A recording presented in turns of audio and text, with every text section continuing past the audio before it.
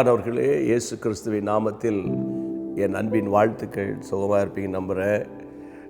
40 நாட்கள் 40 கேள்விகள் நிகழ்ச்சி உங்களுக்கு எந்த வகையில் பிரயோஜனமாக இருக்கிறது என்பதை நான் அறிந்து கொள்ள விரும்புகிறேன்.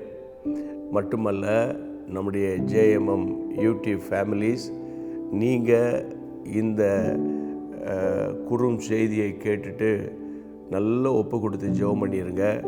அதுக்கப்புறம் உங்களுடைய நண்பர்களுக்கெல்லாம் ஷேர் பண்ணுங்கள். கர்த்தருடைய ராஜ்யம் விரிவாக்கப்படும்.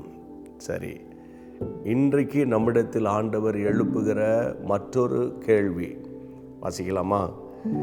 மத்தேயு எழுதின சுவிசேஷம் 11ஆம் அதிகாரம் 7ஆம் வசனம். Matthew chapter 11:7. அவர்கள் போன பின்பு இயேசு யோவானை குறித்து ஜனங்களுக்கு சொன்னது என்னவென்றால், எதை பார்க்க வனாந்திரத்திற்கு போனீர்கள்? ஆண்டவர் எழுப்புகிற கேள்வி, எதை பார்க்க வனாந்திரத்துக்கு போனீங்க அப்படின்னு இயேசு ஒரு கேள்வியை கேட்டார். பக்கத்தில் கொஸ்டின் மார்க் இருக்குது. அந்த கேள்வியை கேட்ட உடனே ஆண்டவர் சொல்றார், காற்றில் அசையும் நாணலை பார்க்க போறீங்களா? அல்லவென்றால் எதை பார்க்க போனீர்கள்? மெல்லிய வஸ்திரம் தரித்த மனுஷனையோ, மெல்லிய வஸ்திரம் தரித்தவர்கள் அரசர் மாளிகையில் தானே இருப்பாங்க. அல்லவென்றால் எதை பார்க்க போனீர்கள்?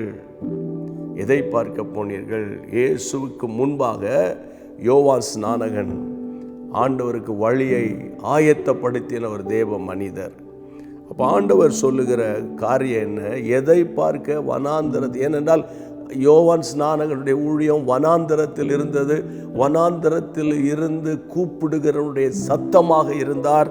அந்த சத்தத்தை கேட்ட அநேகர் போய் மனம் திரும்புதலுக்கு ஏற்ற ஞான ஸ்நானத்தை எடுத்தார்கள். ஆண்டவருக்கு மகிமை உண்டாகட்டும். ஆனால் கர்த்தர் கேட்கிற கேள்வி என்ன? வனாந்திரத்துக்கு ஏன் போனீங்க? காற்றில் அசையும் நாணலை பார்த்துட்டு. வனாந்திரத்தில் நாணல் செடி வளர்ந்துருக்கும். நாணலுடைய தன்மை என்ன? அந்த நாணல் ஒரு மெல்லிய செடியாக இருக்கும், உயரமாய் வளரும். கர்த்தருடைய பிள்ளைகளை, கிழக்கிலிருந்து காற்றடித்தால் மேற்கு பக்கம் அப்படியே படுத்துரும்.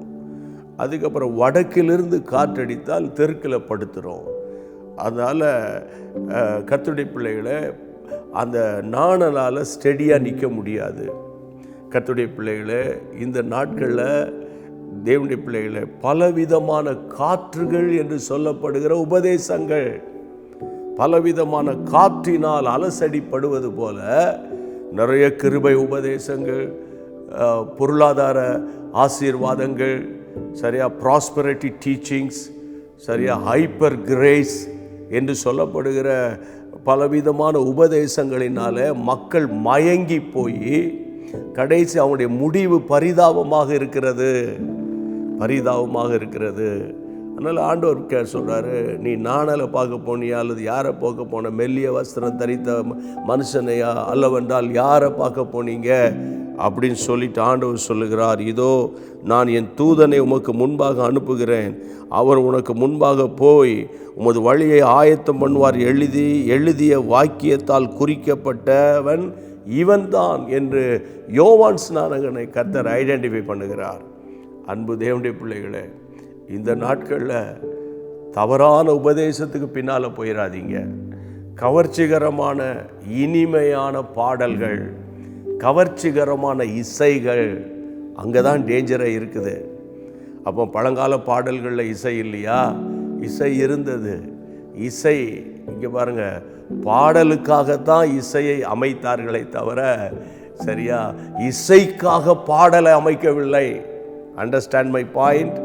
அதனால் இந்த கடைசி காலத்தில் விழுந்து போயிடக்கூடாது. கிருபன்னு சொல்லி லட்சக்கணக்கான பணத்தை சம்பாதிப்பார்கள். கர்த்தருடைய கோடீஸ்வரனாய் மாற்றுவார்.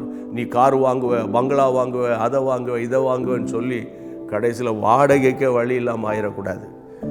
நான் உங்களுக்கு என்ன போதிக்கிறேன்?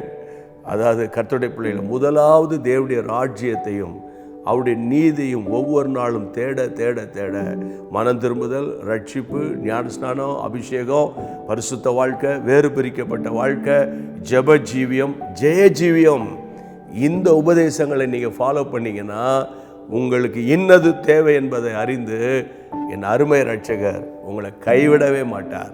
கர்த்தருக்குள்ளே சந்தோஷமாக இருங்க. ஜெபம் பண்ணுவோமோ?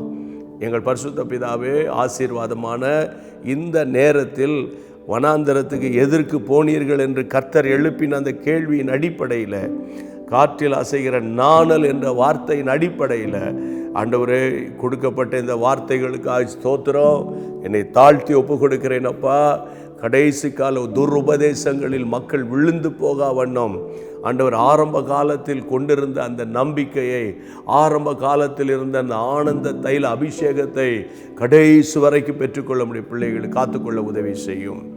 ஆண்டவரை ஒவ்வொரு நாளும் உடைய பிள்ளைகளை உயிர்ப்பிக்கிறது போல இன்றைக்கும் உயிர்ப்பித்த கர்த்தருக்கு ஸ்தோத்திரம்.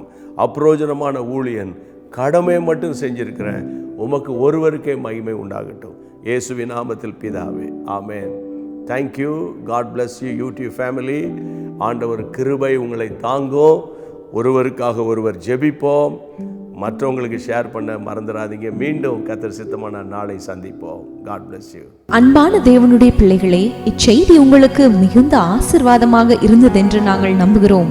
தொடர்ந்து எங்கள் செய்திகளை கேட்டு கர்த்தருக்குள் ஆசீர்வதிக்கப்பட ஜீசஸ் மீட்ஸ் மினிஸ்ட்ரீஸ் என்கிற எங்கள் யூடியூப் சேனலை சப்ஸ்கிரைப் செய்யுங்கள். மேலும் உங்கள் ஜெப உதவிக்கு எங்களோடு நீங்கள் தொடர்பு கொள்ள வேண்டிய தொலைபேசி எண் 9842252836 மற்றும் 7299546363. Email gpsrobinson@hotmail.com. கர்த்தர் உங்களை ஆசீர்வதிப்பாராக.